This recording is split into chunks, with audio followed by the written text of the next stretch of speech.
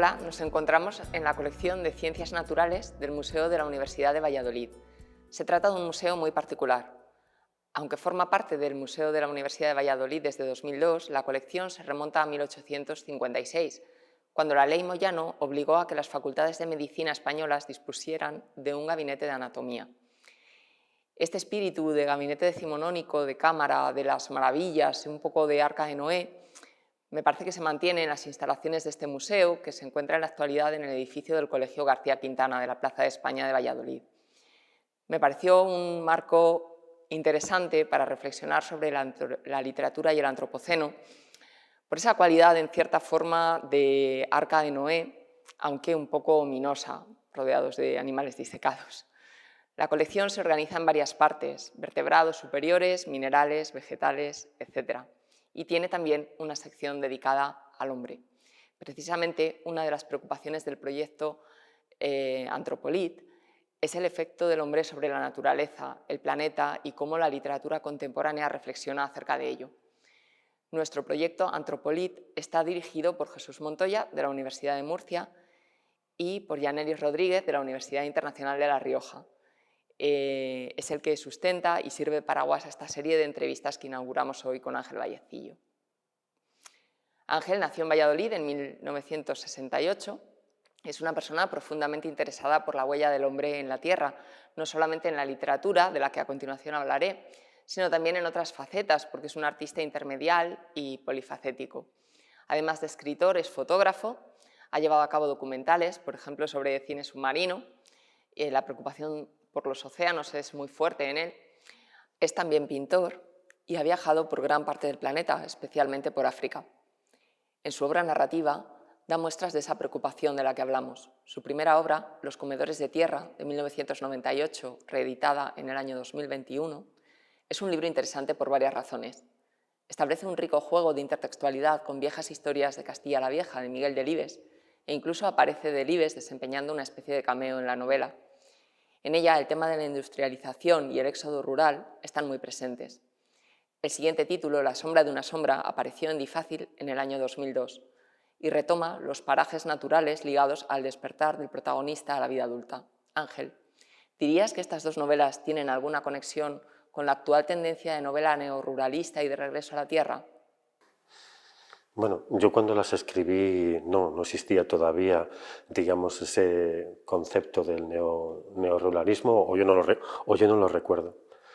Para mí los comedores de tierra en especial y La sombra de una sombra también, lo que sí hay es una visión sobre la infancia, como yo lo veía, en lo que es el asombro ante la naturaleza y ante la geografía de Castilla. A mí fue lo que más me impresionó en la obra de Miguel Delibes, que por cierto luego él siempre fue un gran defensor y muy avanzado a su época antes de que todavía pasara todo lo que está pasando.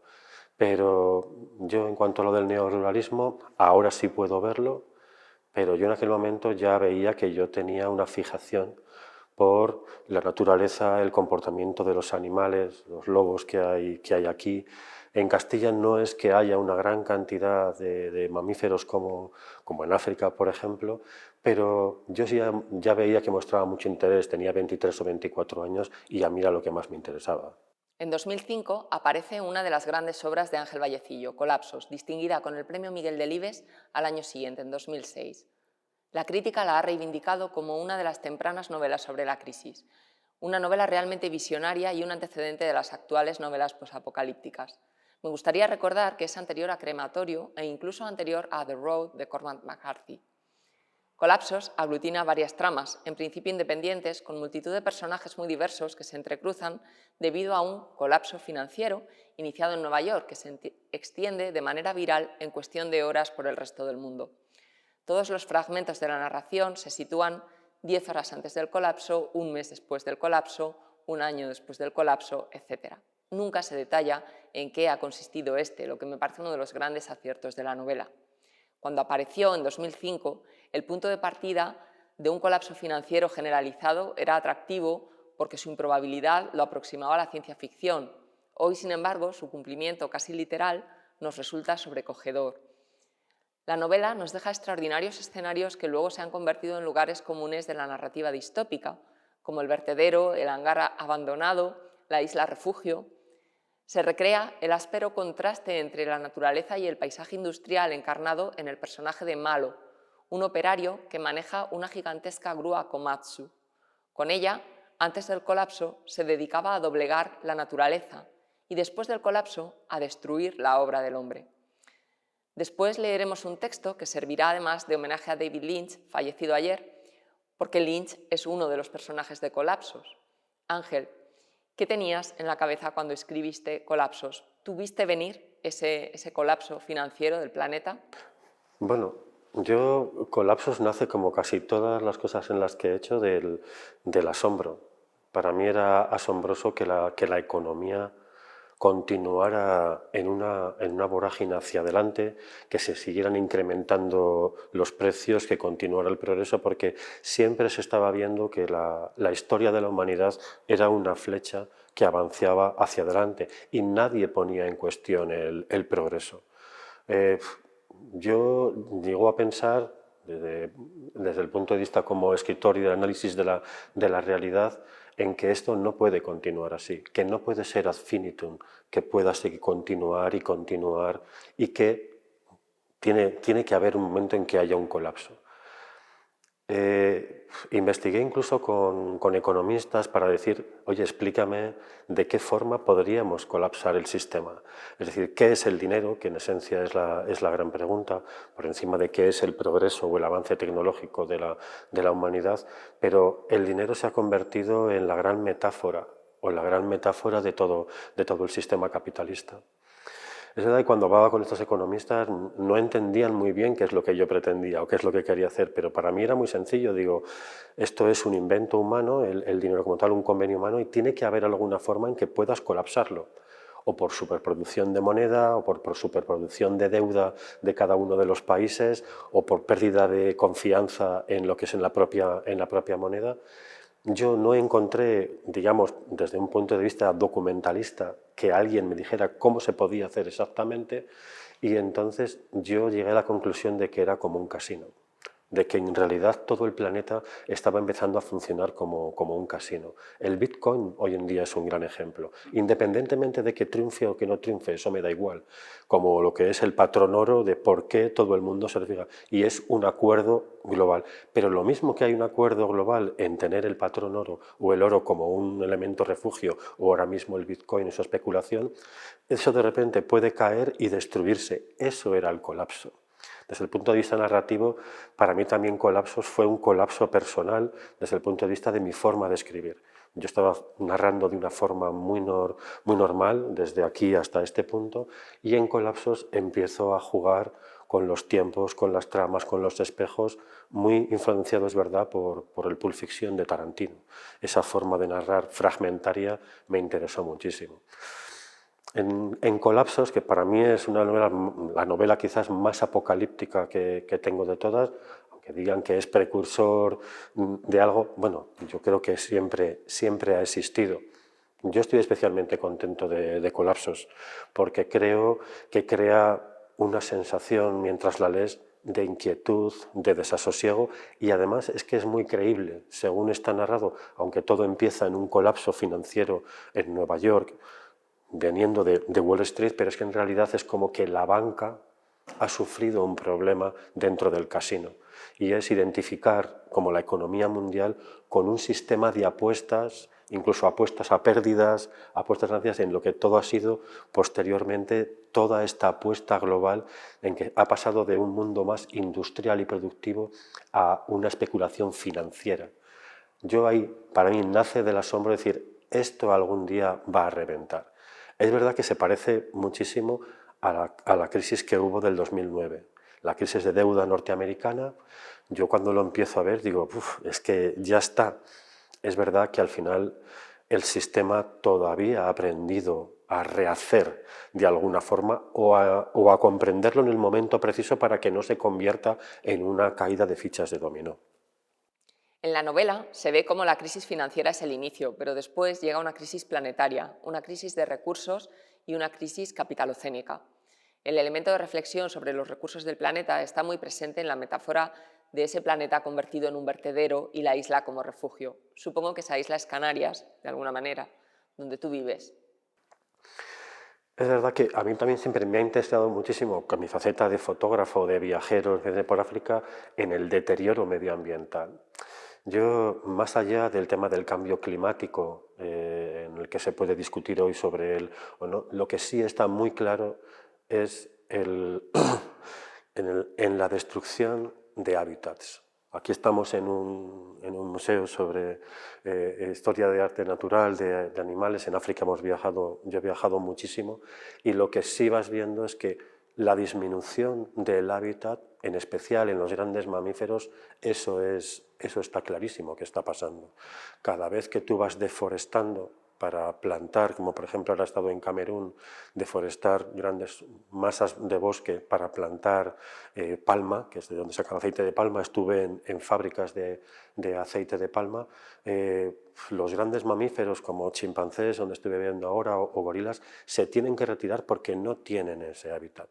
Para mí es el principal problema que yo siempre he visto, y es que los animales no tienen forma de responder a cuando tú les deterioras el hábitat.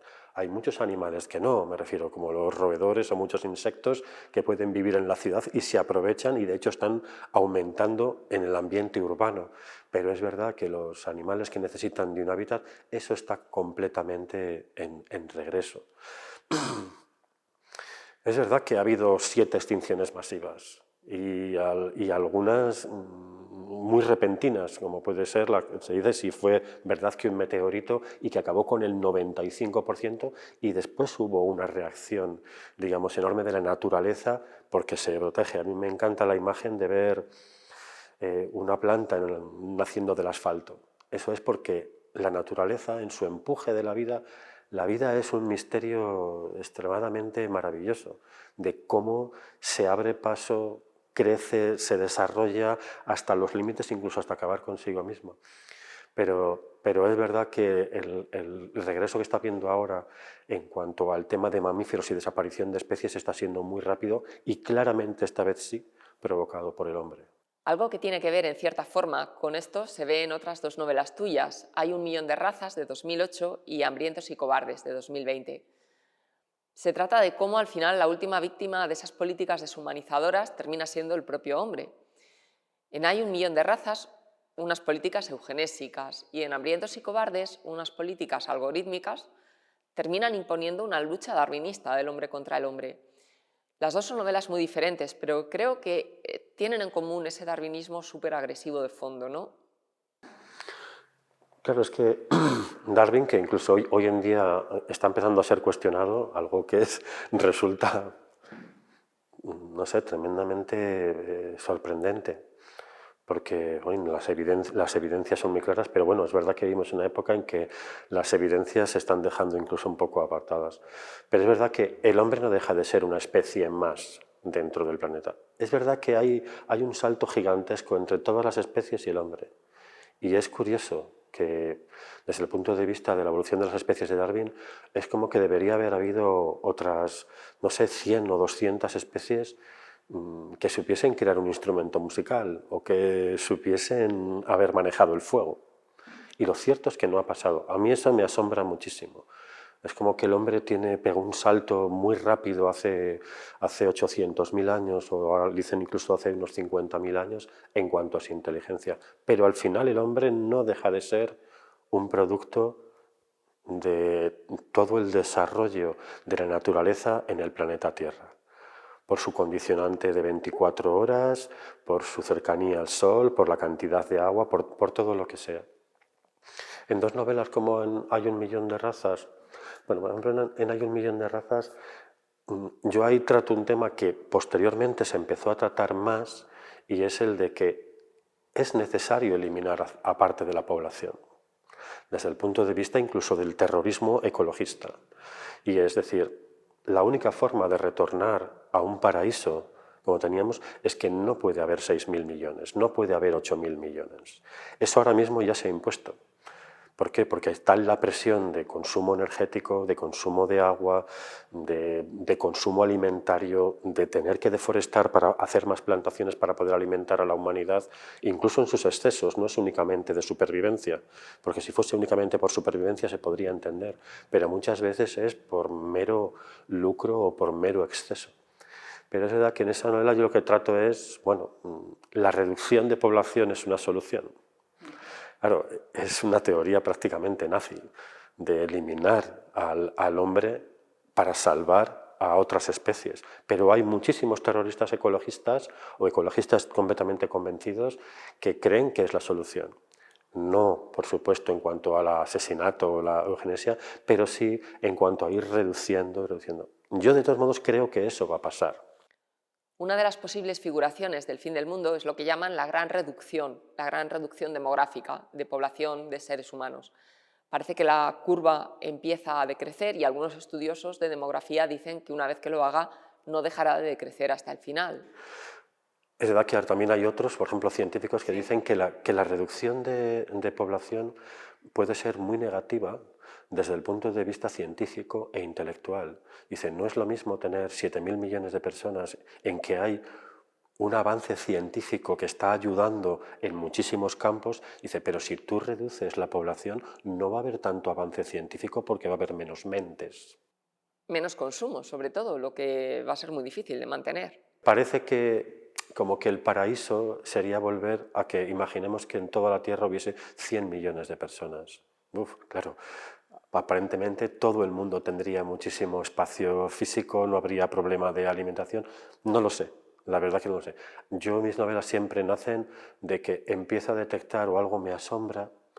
Y eso es decir, o sea, cuando te dicen en el 2040 va a haber 10.000 millones, la proyección es que en el 2060 va a haber 14.000 millones, y dices, no puede ser. Viendo ya macrourbes, que yo he viajado desde Tokio o Estambul, ciudades con 20 millones, 30 millones, 40 millones de habitantes reducidos en un solo espacio, la energía que hace falta para todo eso, y a mí eso me crea desasosiego porque muchas veces pienso en estos pequeños animales. Sé dónde están, les siento indefensos en su lugar, y muchas veces en mis novelas he metido en un incendio a un mochuelo que tiene un nido y ve venir el incendio y está decidiendo qué hace, hasta que en el último momento la vida te obliga a salir volando y abandonar a tus crías en el nido porque no pueden salir de allí. A mí eso siempre me creó desasosiego y lo he utilizado. Estoy muy al tanto de todo lo que pasa. Ahora es verdad que es un tema que está constantemente en la opinión pública, lo cual es muy positivo, porque yo creo que a lo mejor nuestra generación no lo vive así, pero los niños hoy en día lo están viviendo desde muy pequeños. Por lo tanto, lo van a tener metido en la mente. Quiero creer que el día de mañana este niño que ahora mismo tiene 8 años, 10 años o 12 años y que a través de documentales o de libros le estamos contando esto no puede continuar así, el día de mañana ver arrojar solamente un papel al suelo para él puede ser como que le estás clavando un puñal por la espalda. Esa yo creo que sí que puede ser la solución. Como siempre, la educación, el saber qué es lo que está pasando, y bueno, es que es así.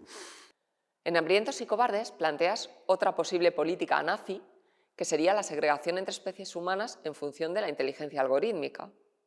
Claro, y es que ahí planteo una cuestión bastante polémica, por decirlo así, y es que la verdadera lucha de clases, bien, se puede establecer que es por un tema económico, un tema de castas, un tema de herencia, de que tus padres han ahorrado o grandes corporaciones que dejan, pero para mí la verdadera diferencia está en la inteligencia. Los sistemas totalitarios y comunistas en el siglo XX lo que intentaron era precisamente hacer una tabla rasa, pero no puedes modificar que haya una persona más ambiciosa que otra. No siempre la ambición es por dinero. Hay científicos y antropólogos muy ambiciosos en sus proyectos, y quien hizo probablemente este museo era una persona tremendamente ambiciosa y un coleccionista y que quería más y más y más. ¿Hay que cercenar la inteligencia de esa persona? Pero esa ambición natural de la inteligencia no puede compatibilizarse con un sentimiento humanista de concordia con los semejantes. Claro, pero al final tienes que establecer digamos, qué inteligencia es buena y qué inteligencia es mala.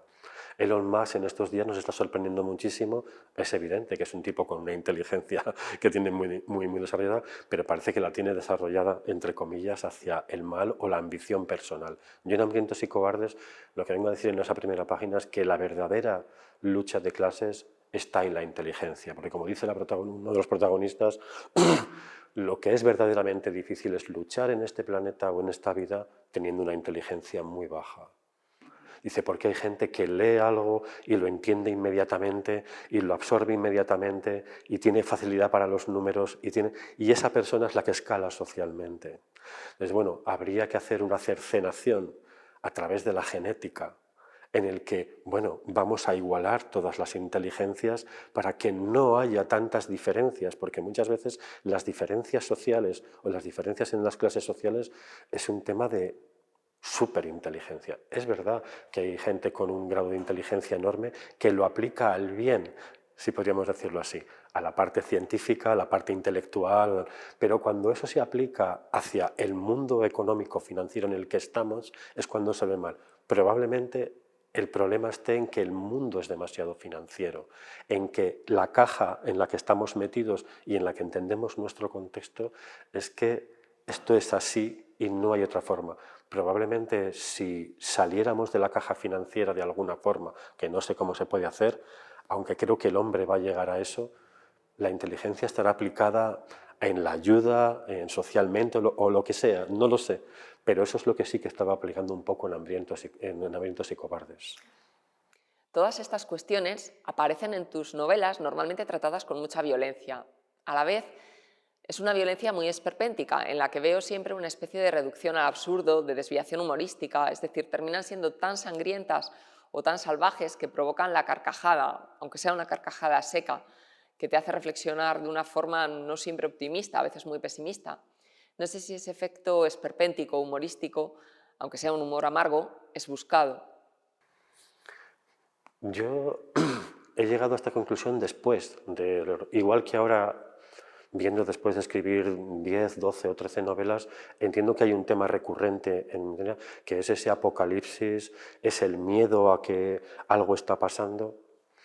Pero esto que me preguntabas ahora, siempre he visto que yo en mis novelas es un contraste entre una enorme belleza y un horror. Sí, sí. Y no siempre ha sido buscado. Yo ahora me doy cuenta de que en todas ellas pasa y es de repente en una escena, en una descripción de un paisaje o de un animal, del comportamiento de un animal o de la naturaleza en su máxima expresión, es algo extremadamente bello, ordenado. Cuando lo contrastas con un efecto de violencia, lo de una excavadora, cuando tú tienes un paisaje, digamos, en silencio desde un punto de vista cinematográfico de algo, y oyes el rum rum de una excavadora que está entrando y ver cómo los dientes se meten debajo de las raíces de un árbol y los animales, incluso los más microscópicos, tienen que huir de esa acción del hombre, es el contraste donde verdaderamente yo creo que te puede doler. Es verdad que muchas veces puede ser esperpéntico, pero a mí me sale así, quizás es porque no vivo en el Amazonas y no vivo en México y he visto eso y lo veo desde un punto de vista de mi imaginación únicamente, sin documentarlo de una forma más precisa. Lo que quiero decir es que es una violencia realista, pero también tan exagerada que busca cierto humor. Es realista, pero busca que el lector se pare, respire y piense, bueno, pero es ficción, ¿no? Sí, a veces cuando me han llevado a clubes de lectura no consideran que sea ficción, sino que esperan cuando entro ver a un monstruo. ¿Sabes? Me pasó con Bam Bam Wilco Wallace, por ejemplo, en que tengo escenas tremendamente duras en cuanto a violencia en una ciudad roja que se está ambientado como en un Ámsterdam, pero es verdad que al final no deja de ser imaginación. Para mí todo es imaginación.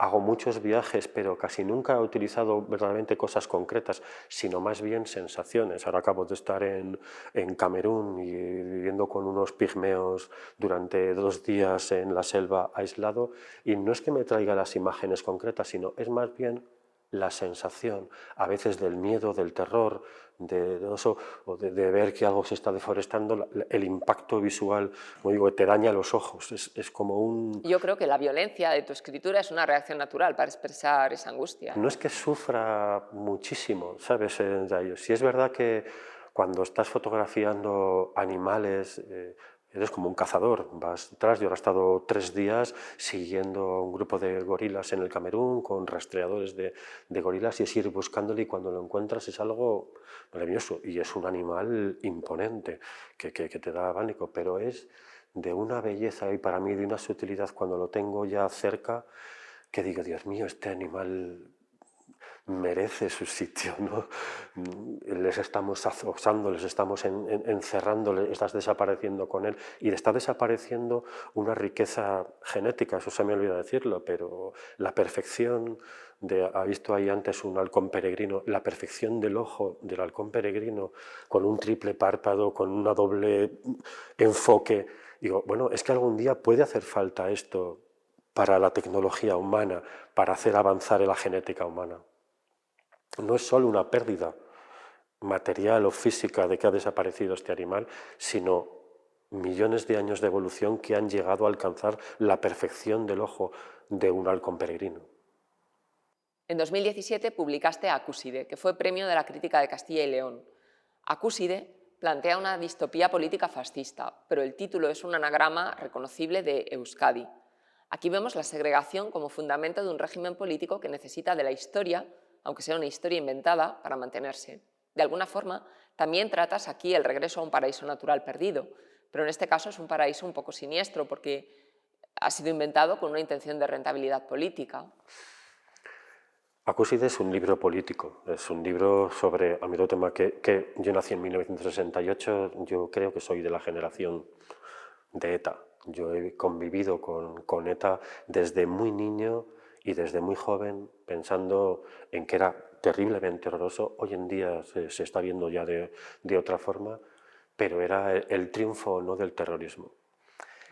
En la novela, que yo lo que hago es intentar recrearlo de alguna forma, porque nunca me he enfrentado a algo de una forma verdaderamente realista y documentada, sino a través, como digo, de la imaginación.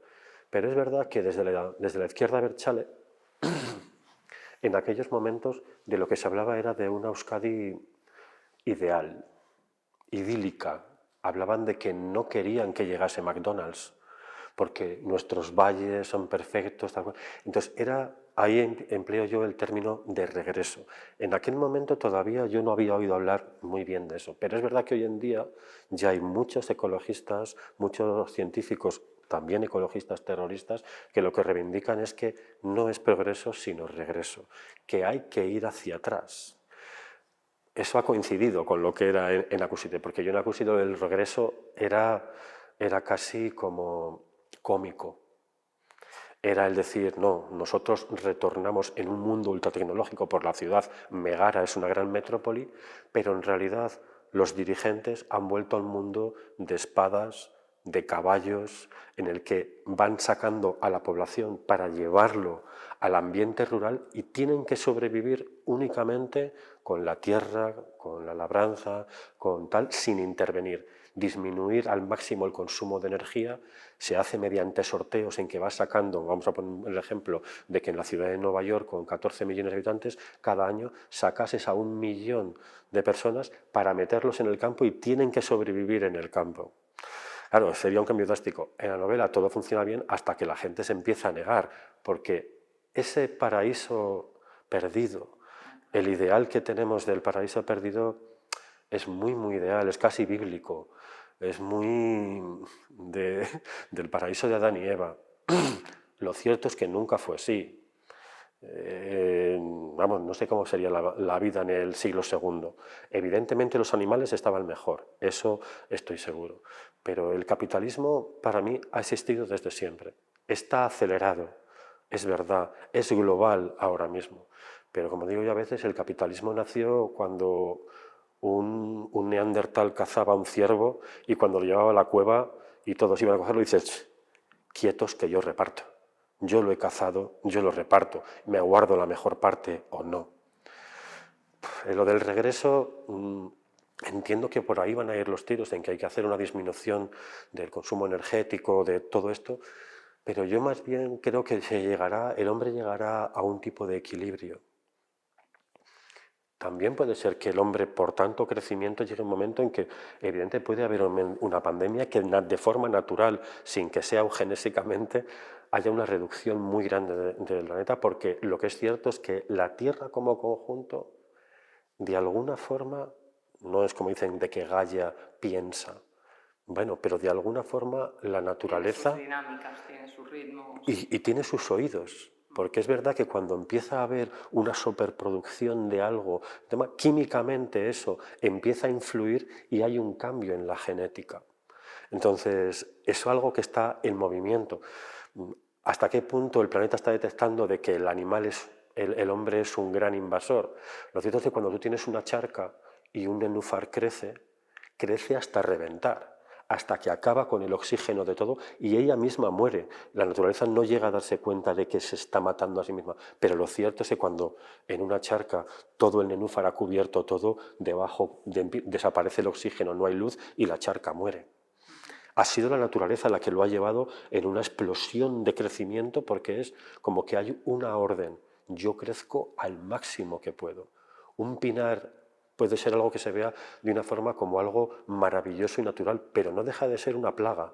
Es una especie, el pino, que se apodera de esa zona y no deja crecer nada más que pinos. Donde cae aguja de pino no crece nada más, Y es una plaga, nos encanta, es natural, y si aparece un eucalipto decimos, oh, es una especie invasiva. Todas las especies han sido invasivas continuamente. Encuentran un lugar, hay un grado más de temperatura, el hombre puede intentar que no lleguen especies a otro, pero es un proyecto inútil. Me gusta de todas maneras que en tus libros eso nunca aparece explicado de una manera directa, racional y lógica, sino a través, por ejemplo, de una poesía, a través del lenguaje mítico. De hecho, la parte que más disfruté de la lectura de Acúside es aquella en la que recrea las supuestas narraciones orales de esa tierra perdida, narraciones orales un poco impostadas, fabricadas para sostener la ficción de esa patria. Están maravillosamente escritas, realmente parecen el lenguaje del mito y eso me encantó. Me gustaría leer ahora el pasaje al que me refería antes de Colapsos. En el libro, este personaje de Malo cuenta cómo ha sido su historia, cómo, en primer lugar, fue conductor de una gigantesca excavadora Komatsu con la que destruía la naturaleza para que a partir de esa destrucción se levantase la obra humana. Y a partir del colapso empieza a hacer lo contrario. Maneja su montura Komatsu como si fuera el caballo de un cowboy o la montura de un guerrero de la épica, destruyendo la obra del hombre para dar espacio a la vuelta de la naturaleza. Y esto se lo cuenta al personaje de David, quien antes del colapso era director de cine. Ese personaje no es otro que David Lynch, que aparece de manera extensa en Colapsos, donde incluso se recrea el rodaje de una película mítica de David Lynch, mítica porque no existe, la película está inventada para la novela de Colapsos. Y esta es una gran ocasión para recordar todo lo que David Lynch nos regaló en sus obras y quiere ser también un homenaje. Me tomo las dos últimas cerezas. ¿Y tú? Le pregunto. ¿A qué te dedicabas? Sonríe. Apura el café. Saca un paquete de cigarrillos del bolsillo y me ofrece uno. No lo creerás. ¿Algo romántico? Era director de cine.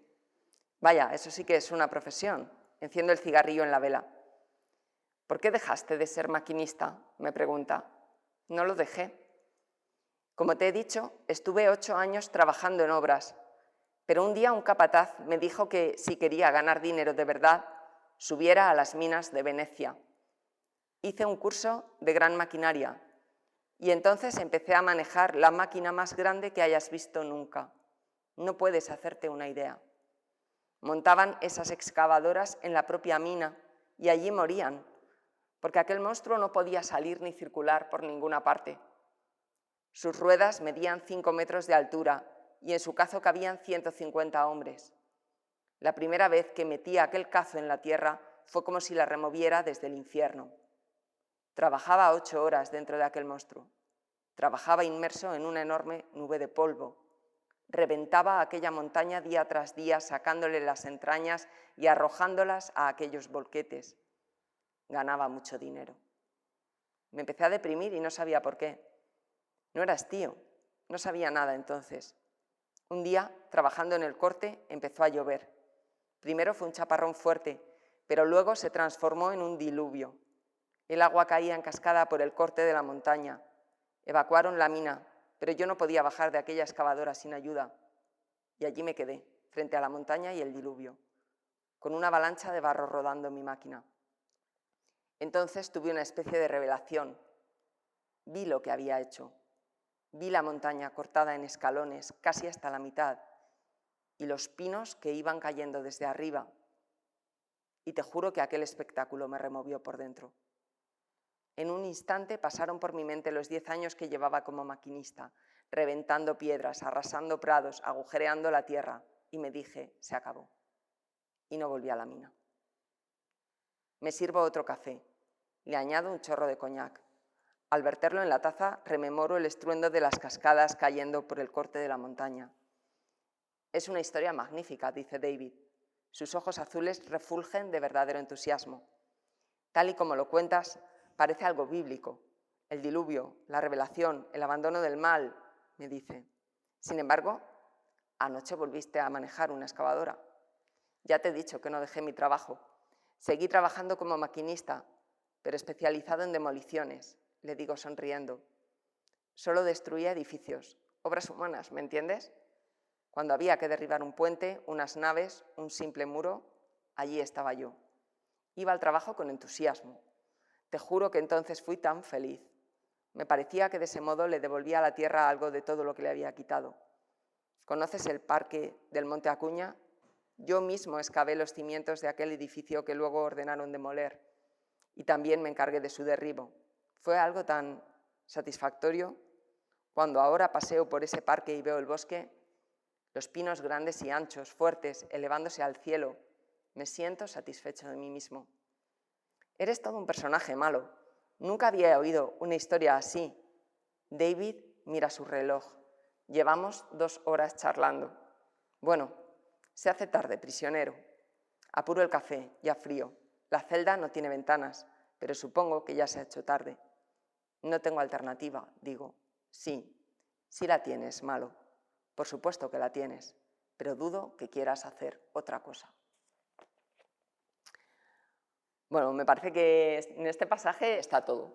Está la manera de narrar de Ángel Vallecillo, está la belleza, está el horror, está la fuerza que tiene a la hora de expresarse de alguna manera, haciendo el bien, haciendo el mal, pero esa fuerza avasalladora, capaz de destruir montañas, capaz de destruir Venecia como símbolo o epítome de la civilización occidental.